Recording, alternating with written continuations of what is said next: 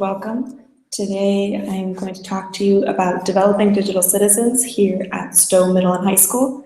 We've done a lot of work with digital citizenship over the past few years, but today I want to speak specifically about embracing social media as a learning tool.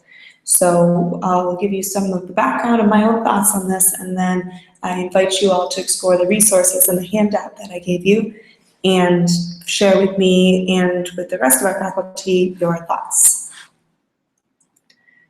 So just to give a little bit of background on our current practice and current restrictions on social media in our school.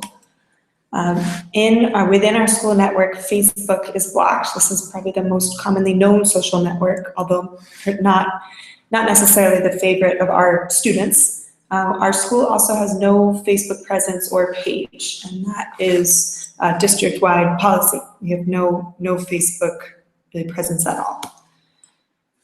In addition, student LSSU email accounts, which are run through Google Apps for Education, do not have uploading privileges for YouTube. So while students may view YouTube videos and comment on them through their school accounts, they cannot create and upload videos. In addition, Instagram, Snapchat, and other social media apps are really almost never utilized for academic purposes in our school. We haven't really ever discussed this as a faculty. We've never really gotten together to talk about how these apps might be useful for academic purposes. They exist, we know students use them, but we haven't really harnessed that for any academic purpose. In general, social media is addressed in our school most often after some incident of cyberbullying occurs, and we have to investigate and go dig into social media accounts or ask students, what happened. So this is usually a time when faculty, when our guidance counselor teachers might address social media use with students. So this is a kind of a picture of our current practice. It isn't necessarily the result of a cohesive policy. It's sort of the result of us dealing with things as they came along. So it's a little bit haphazard.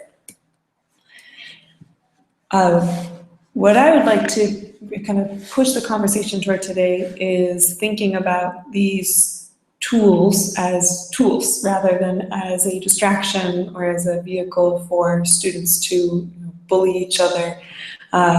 Students are online all the time, and whether we want them to be or not.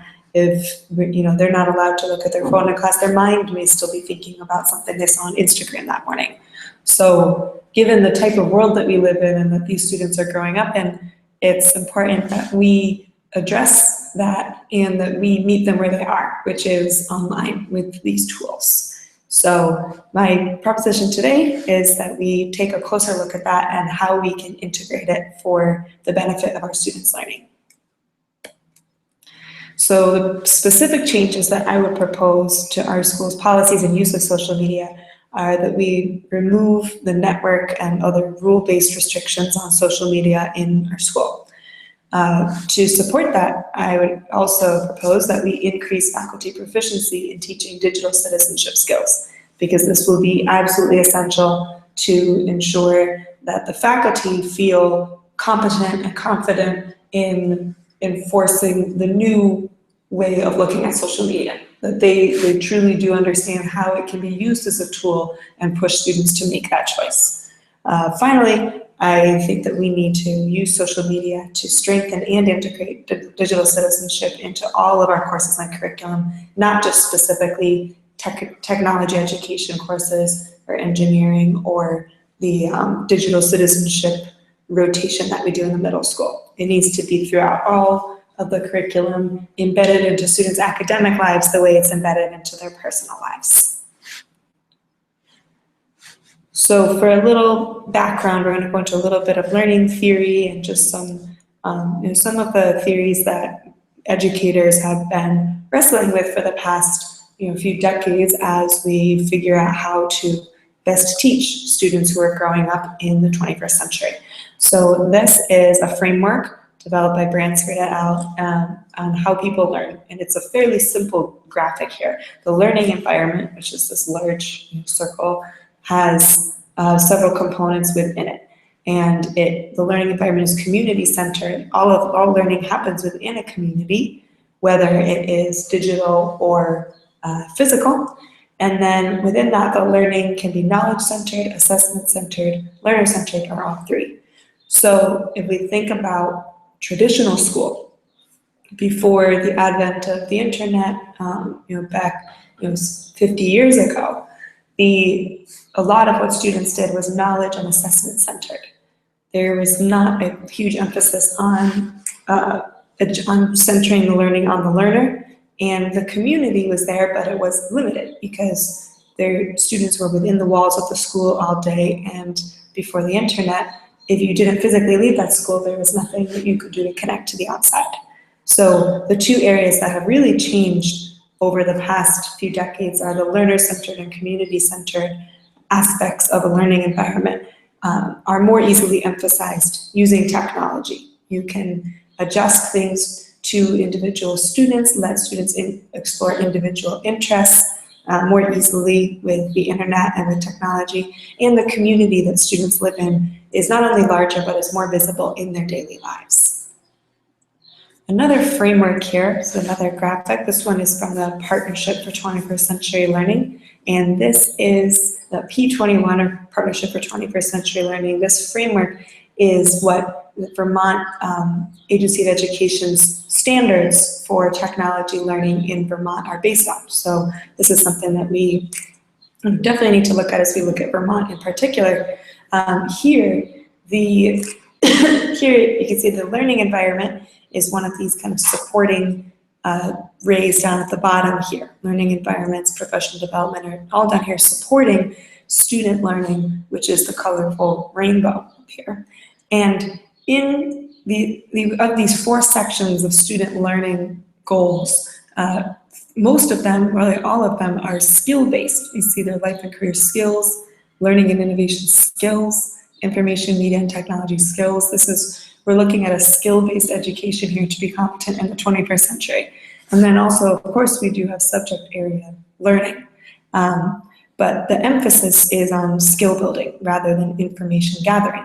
So with the internet, with all the information that is available, retaining specific information is not as important of a skill as it used to be. However, the skills of being able to access, interpret, internalize, and understand that information are now our focus. So all of these things need to be supported by a learning environment. I personally feel that social media is one way for students to gain information, and it is something that is difficult to navigate. So these information, media, and technology skills over in the purple region here, as well as the learning and innovation skills in the yellow region, these are all things that we need to help students develop as they relate to social media, which is such a big factor in their lives.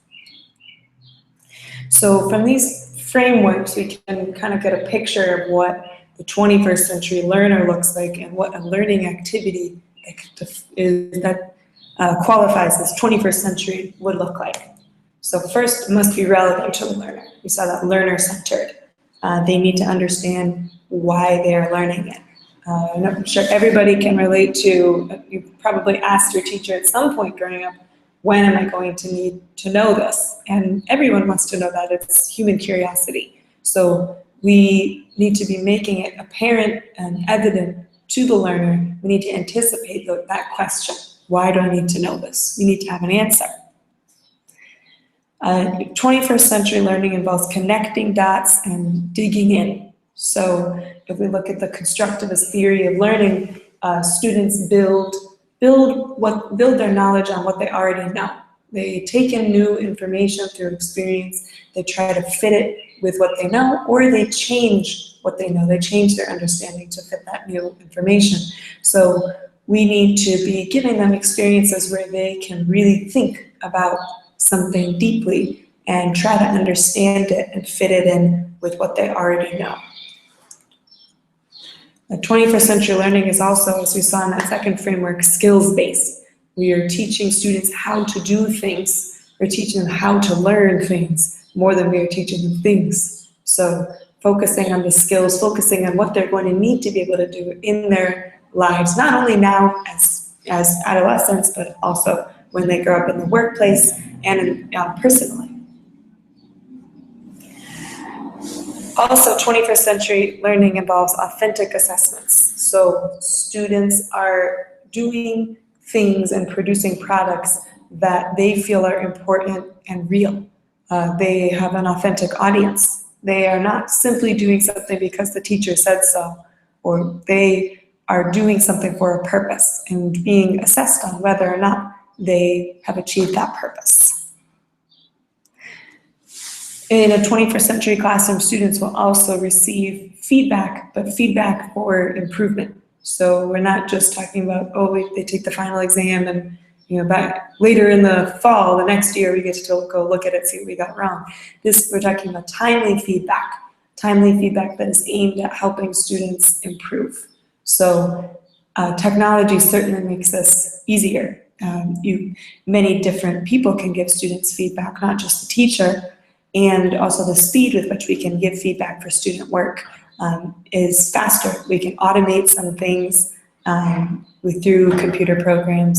We can also we can be providing really, really quick things through things like Google Docs editing features. So this is something that is, for a long time, we've known that feedback is important to increasing student motivation and students' feeling of accomplishment in their own work, but technology makes it even easier to do so. And finally, the 21st century learner is connected to the community, both physical and digital. So an effective 21st century classroom experience is going to tap into those community connections, because that's the world the student lives in. This will again help with that feeling of relevance and authenticity from a learner perspective. So thinking about technology here and using technology to achieve that goal of providing students high quality 21st century learning experiences, this model, it's called the SAMR model for substitution, augmentation, modification, and redefinition. This model can help us look at the way that we're using technology to see if we are really changing what we do, or if we are simply using a more expensive version of pencil and paper. And again, the goal is not to simply replace pencil and paper with computers because they're new and they're better. They're not necessarily new and better unless you use them in a way that changes the learning experience that we're offering to students. So using this as a guide, we can see, whether we are doing that. So I'm going to take an example that's not from education, just for the general audience here. So if you take a newspaper, a paper newspaper, and then you're going to use technology to get your news instead. A substitution for the paper newspaper would be a subscription-based, paid, text, maybe photos style newspaper on the internet. There's not really any difference in what you're doing, except it's just on the internet rather than paper.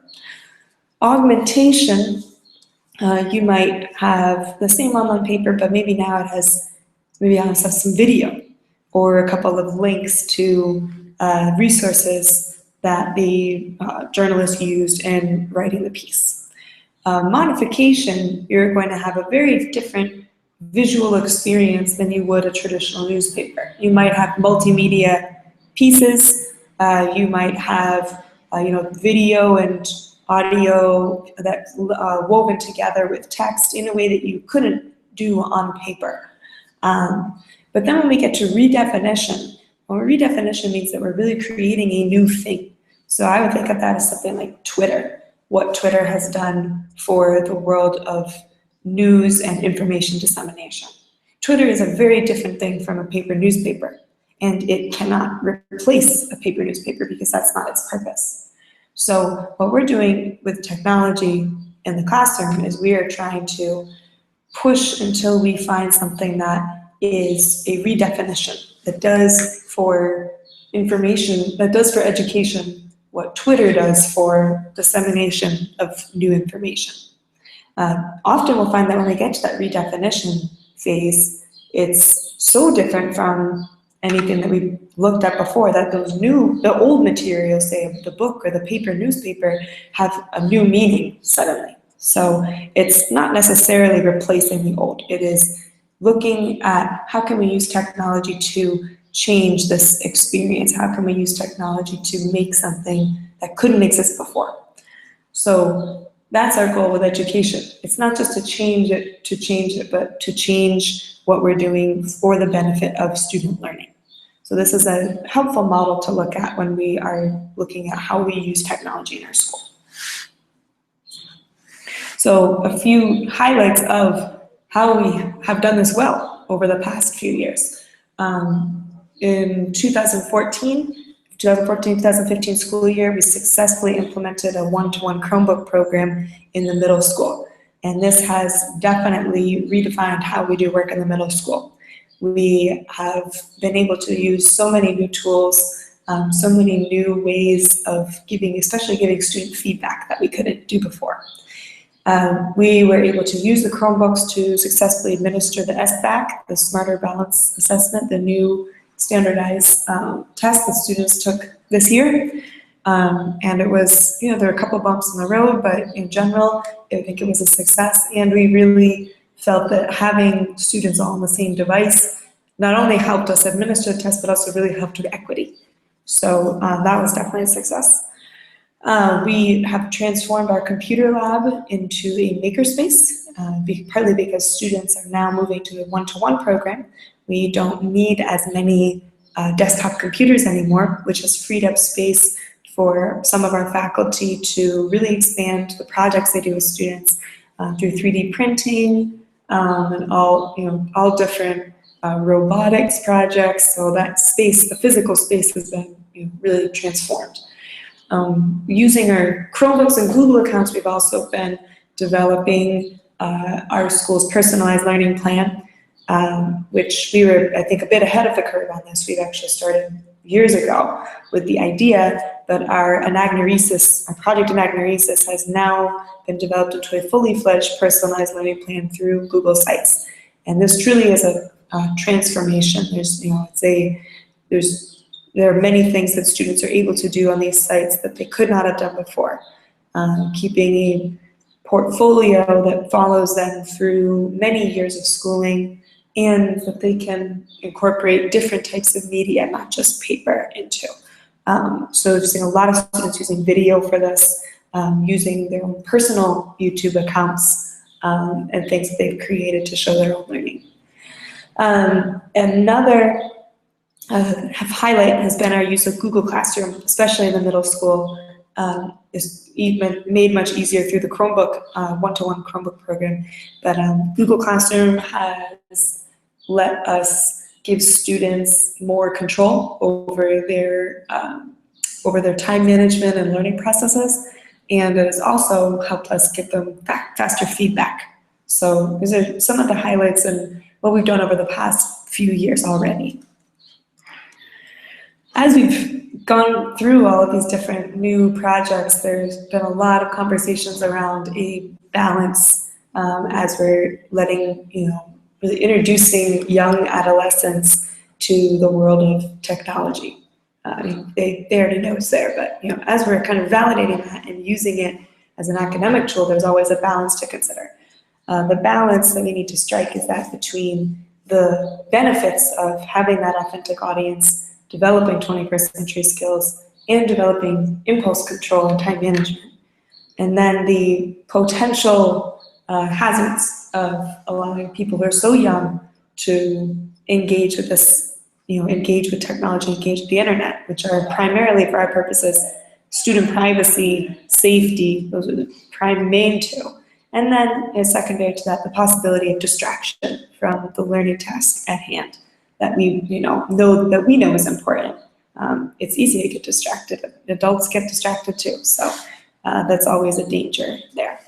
So the reasons that we have so many restrictions on social media in particular is because I think as people have looked at in the past, it appears that those potential hazards outweigh the benefits. I think that with careful planning and implementation, we can make sure that the benefits do indeed outweigh these hazards.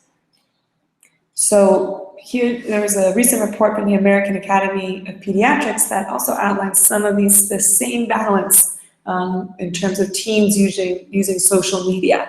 So they, as for the benefits, the American Academy of Pediatrics really emphasized this connection, and students or adolescents are able to use social media to stay connected to things that are important to them.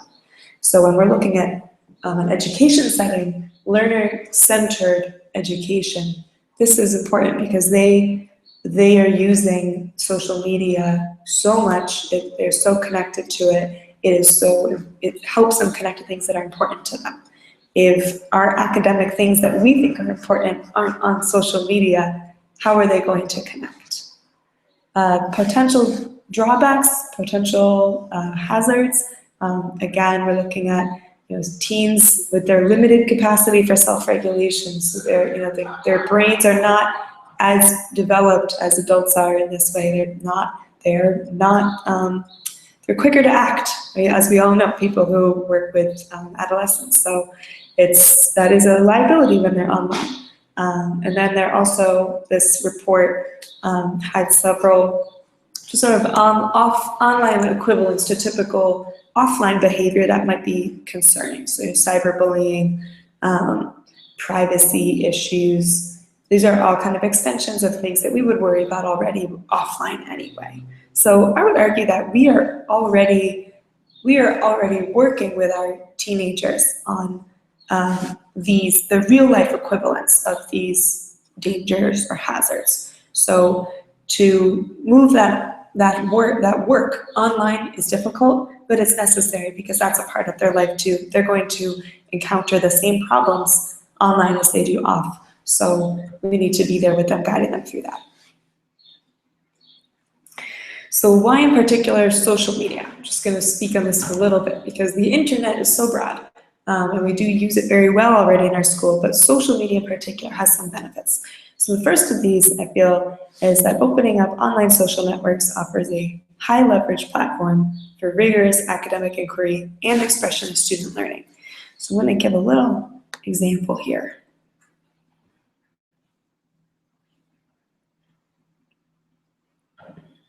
So this is a fundraiser that my 8th grade Chinese class did last fall to raise money for their trip to Boston Chinatown at the end of the year.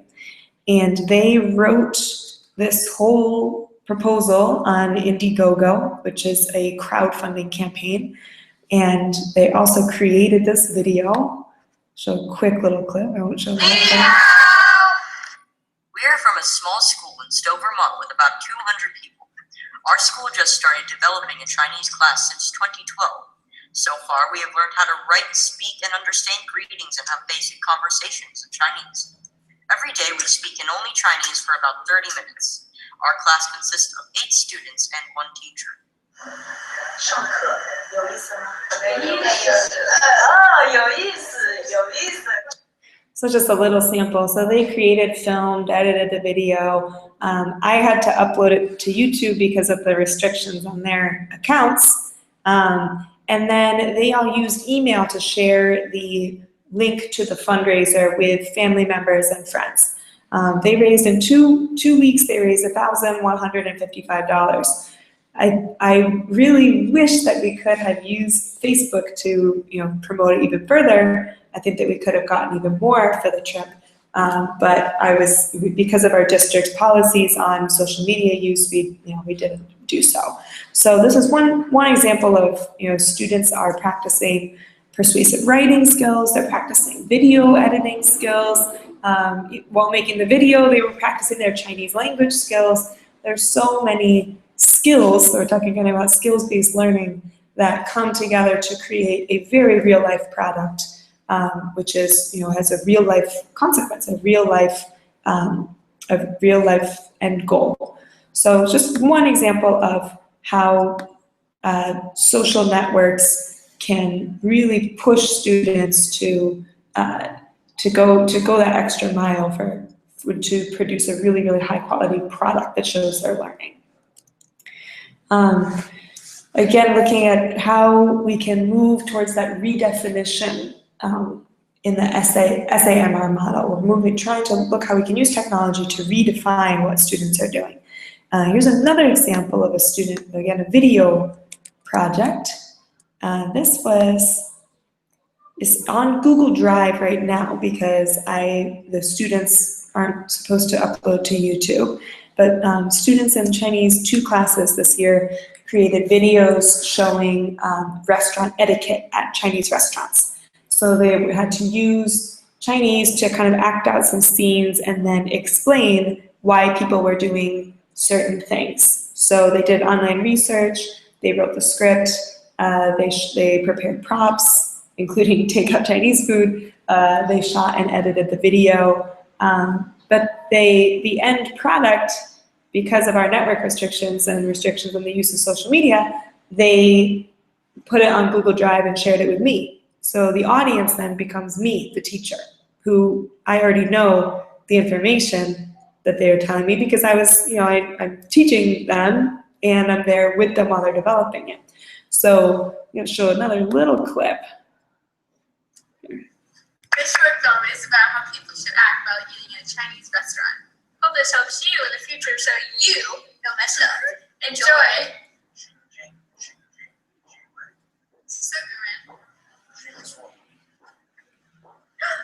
我想下，我拿个位子。我准备小朋友，我准备小朋友。再看一次。The oldest gets to sit at the front of the table. It is dishonorable to do otherwise. So they went through several different, different rules or general etiquette that you should follow.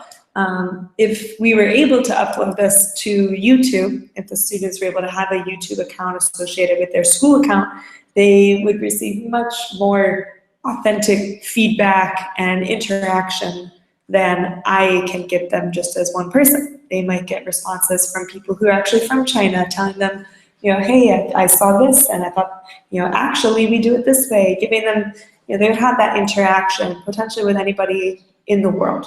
And we could also look at, where the responses were coming from, talk about, what all this, there's just such a larger sphere of interaction they could have had about this topic if they were able to open it up to a social media platform like YouTube.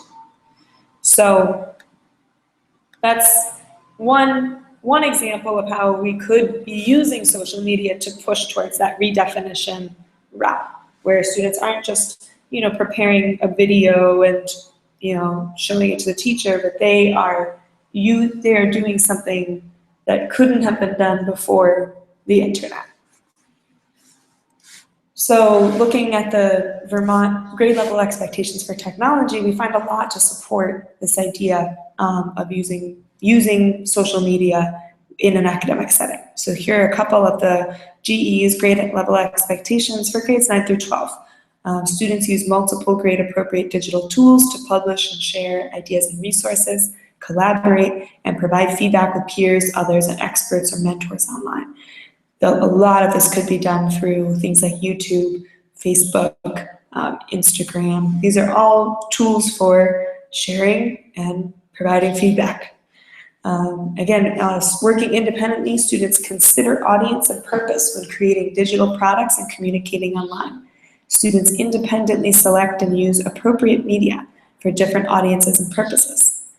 If these students with the videos about dining etiquette, if they had had full reign of any internet medium they wanted, I could have expanded the scope of the project and said, you were trying to teach people who don't speak Chinese, who are preparing to go to China, teach them how to get through a meal at a restaurant. How are you going to do that online? with a variety of options open to them. They might have chosen to use YouTube, they might have chosen to post something on Facebook, they might do a series of photos or short videos on Instagram.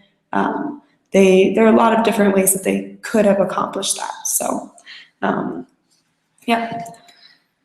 Another point here that I'd like to bring up is the usefulness of these particular skills as an adult, choosing the appropriate social media platform for a certain message. Students are already adept at this. They very much know how to differentiate between Facebook, which they see as the platform that adults use, that their parents might see, and something like Snapchat, which they're communicating exclusively with their friends.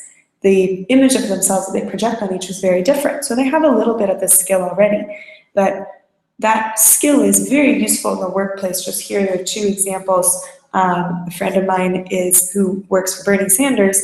He does a lot of social media work for the Bernie Sanders campaign. He used to work for Planned Parenthood, doing a lot of their social media outreach. So these skills of knowing, when do I post on LinkedIn? When do I post on Facebook? When do I send an email? When do I send a text? These are important skills in the workplace. Again, the Washington Post, there's a job opening very recently for a social media producer. So a full-time job working for the Washington Post, completely working in the social media realm. So our students are becoming literate in these skills in their personal life, but we need to show them that not only are these valuable, but they're also extremely useful in their academic life. A couple other grade 9 to 12 GEs related to this general topic. Students plan and carry out an investigation, independently select the appropriate digital tools and resources, and justify their choices. So here we're talking about information gathering. We might not typically think of social media as an information gathering tool. However, students are getting a lot of information from social media. And even college students, adults, think about how many news articles you've seen shared on Facebook. This is a source of information, and understanding how that information is filtered to get to you is important. So sometimes it is appropriate to go to social media for information, but having students understand why it might be appropriate in a certain instance and choosing to do that, rather than simply just going to Facebook to kind of scroll through your feed, it's a very different experience. So helping them go through, build that skill of media evaluation is extremely important. Secondly, students independently use advanced search options and strategies, evaluate the authenticity and relevance of the information sources appropriate to the specific task, and justify their choices based upon their plan of inquiry. So again, evaluate the authenticity. This is extremely important, looking at any information that comes to us through social media. Who's posting this? Why are they posting this? How does it relate to me? How does it relate to the other people? Why did they use this particular platform? All questions our students need to be asking. So another reason why social media, rather than just media, digital media, social media in particular offers students the opportunity to develop professional and academic uses for fun online spaces, becoming better digital citizens in both academic and personal realms. So one example here I have is I did a photo contest with Chinese 2 students. They had captions in Chinese, and then the different classes, there were 3 different class sections. Each class had to come up with a photo to go with each caption. And it was a contest. They were trying to get the best photo. And they got pretty into it. They were having fun. But again, the audience is limited to me and their classmates here in school. If we were able to do something like this on Instagram using captions or hashtags, or collaborate with school elsewhere, say in Taiwan or something, we'd be using what students typically think of as a social medium, Instagram, to engage with cultural and language learning content.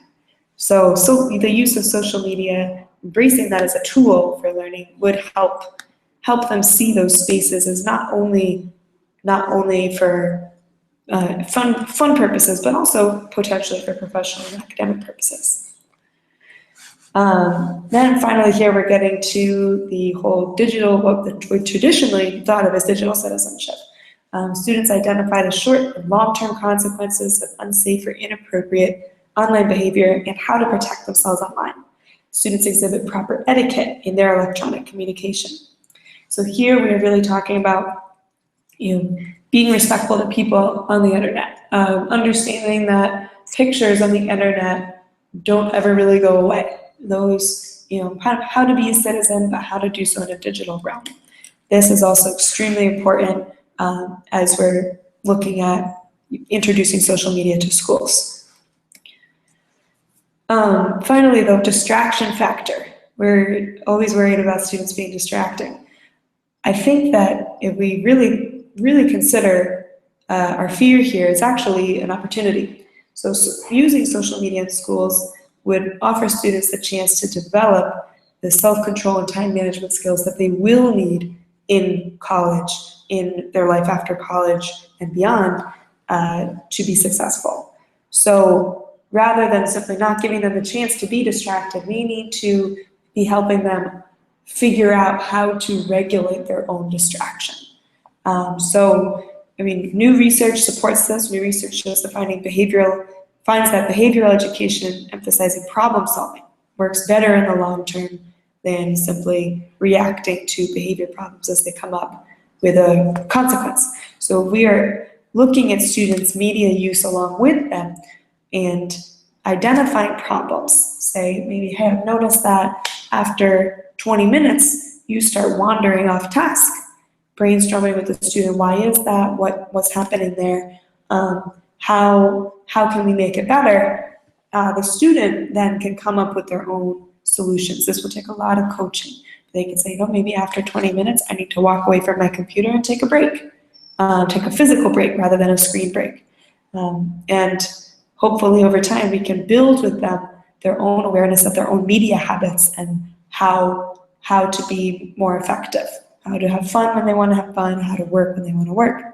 A lot of research, I've personally been reading a lot recently, Carol Dweck's research on growth mindset, and a real takeaway in relation to social media use is that if you teach kids that they can train their brains like a muscle, if you frame it as this kind of training, they do a better job at it. So if we're working with them to train their brains to be better, be more focused workers when they're doing academic work, that kind of productive relationship is going to be more positive and more beneficial for students than simply waiting till they mess up and laying down a consequence. So there are ways to minimize the distraction while also helping students develop the skills that they will need in the long term. So in summary, we're looking back at those indicators of 21st century learning. Can social media help us make learning relevant to learners? Absolutely. It's where their world is, it's where their minds are. So using it can help them connect academic learning to the rest of what they think about during the day.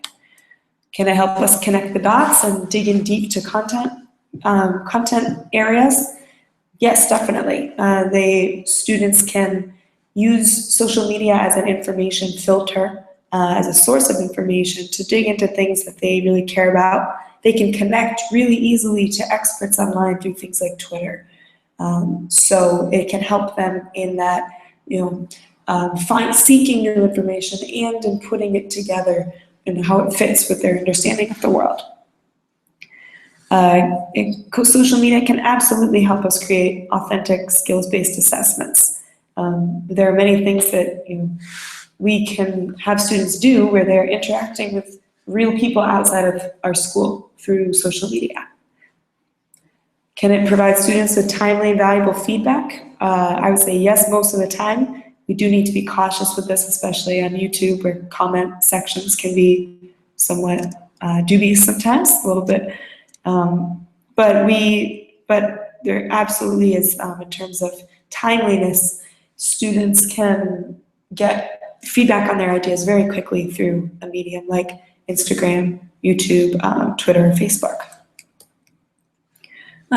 It can absolutely help connect learners to the community. The whole purpose of social media is that connection. So having students, for example, maybe doing an internship at a local business, work on their social media outreach, having students connect to local organizations that work on an issue that they're interested in. All of these things are made possible through social media.